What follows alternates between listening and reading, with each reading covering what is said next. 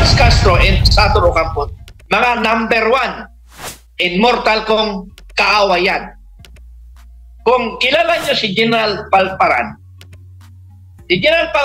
isa ako sa operation officer niya, but before Palparan, talagang sinasalubong ko na yan sila sa Central Luzon. Yan si Franz Castro at saka Sator Ocampo, number 1 kong binibira yan sa mga barabarangay. Talagang mga kriminal yan. Ang problema nga lang kasi ang batas natin, malambot at malambot siya at saka may mga under threat. So, salamat sa Panginoon na nasintensya na verdict, convicted yung dalawa na yan na mga kidnapper. Actually, kidnapper yan eh. Simpleng pagkikidnap nila. Pero bago ko tapusin nga pala yan, ano? Naalala ko kasi itong ating isiminay ay kontra talaga ng CPP-NPA. Sila ang dahilan, kaya ang isiminay napaalis sa mainstream media ang isiminay dahil dyan sa dalawa. Dahil dyan sa dalawa na yan, sa dalawa, dyan sa Makabayan Black na yan, talagang may kasalanan dito. Talagang galit na galit ako. Si Congressman Speaker Romualdez, yan yung may sala dyan, katutulang. Pero salamat naman sa kanilang administrasyon na sintensyahan. Kaya nga yung mga congressman dyan na katulad si malatanda Romualdez and si Congressman Ako na congressman namin yan dito sa aming distrito sa Antipolo City, ano? Na even though idol ko siya, pero galit na galit ako na challenge niya si Dr. Abadoy, na challenge siya sarili niya bilang isang professor, isang doktor, isang professional, bilang militar or police. Kino-compare niya sarili niya. Never compare kasi iba yung mission ni Dr. Abadoy, iba rin yung mission ni Congressman Ako bilang isang police. Never mo i-compare yan. Magkaiba talaga. Pero sa totoo lang, in fairness, kay Secretary Badoy at saka kay Eric, in fairness sa kanilang dalawa, ungas yung mga congressman na yan. Pero ito yung pangarap ko.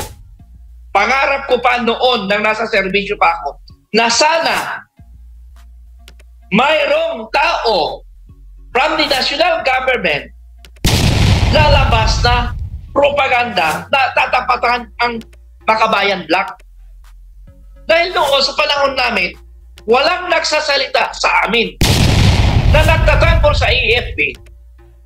Lahat sila, Gabriela, binabanatan ng AFP. Pero sa panahon namin, wala. Kaya kami, on the ground, kasama namin si General Palparan. Kaya nakulong si General Palparan. Dahil pinagtulungan nila si General Palparan.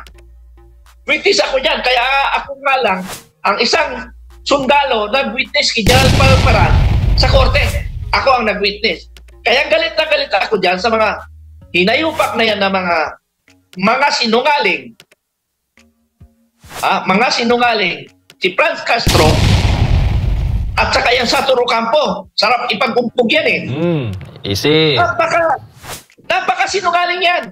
Alam mo bakit napaka sinungaling? Lahat yung lumalabas sa bibig nila, walang katotohanan. Sinungaling mga tao na yan.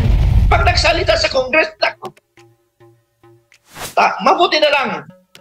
Wala akong pangarap na maging congressman. Kasi kung naging congressman ako, kaming dalawa ang magbabanatan sa Congress na lahat ang lumalabas sa bibig niya kasinungalingan. Dahil sa kanila, pasensya na lang sa isiminay, naging biktima kayo. Dahil sa inyong mga ginagawa para sa taong bayan. Nagpasalamat ako. Real talk ito.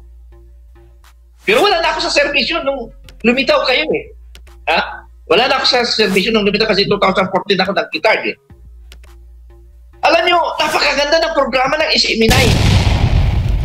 Pero anong ginawa ng Congress? Pinasara. Kaya nga, kami ni Captain Dado, kung totoo naman sila, ang politician natin ngayon, kung sino man ang makaupong Pangulo, kung totoo man ang inyong layunin na labanan ang korupsyon at mga tiwaling Pilipino, tiwaling nasa gobyerno, kami ang solusyon ni Captain Dado. Tandaan nyo yan. Isusugal namin ang buhay namin para sa bayan, para lang mabago ang ating bayan, especially di korupsyon.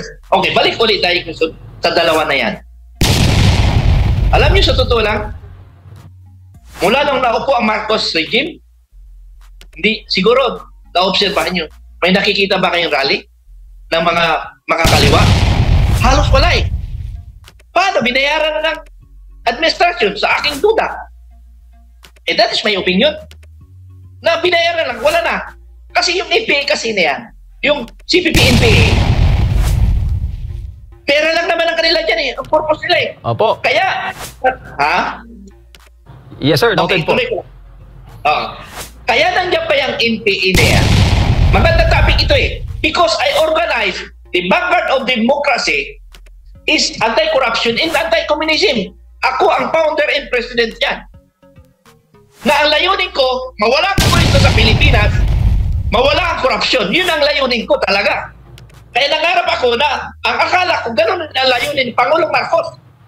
Kaya, sa totoo lang, kaya doon ako humiwalay. Kasi hindi pala yun ang layunin nila.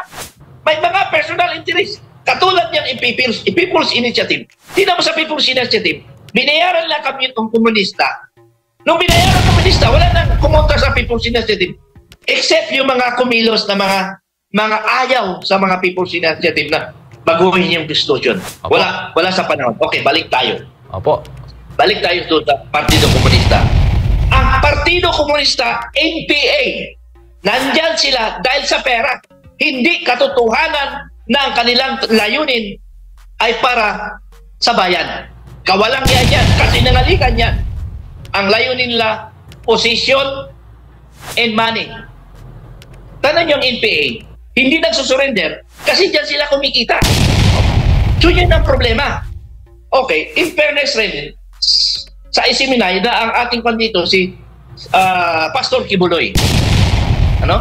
Hindi ko rin nagugustuhan gaano ba ka-kriminal si Pastor Kibuloy na bigyan nyo ng pansin. Kaya nga nasabi ko sa Philippine National Police, masyado kayong sip-sip. Masyado kayong sip-sip. Nagtaas kayo ng reward 10 million para lang arestuin, mahuli si Kibuloy, Pastor Kibuloy. Ano ba talaga kasalanan niya? Mabigat ba kasalanan niya compared to sa mga heinous crime? Mali. Kaya ang nangyayari, sip-sipan sa gobyerno. Opo. Pero hindi ko sinasabi na ako'y pro Duterte at ay Marcos. Hindi.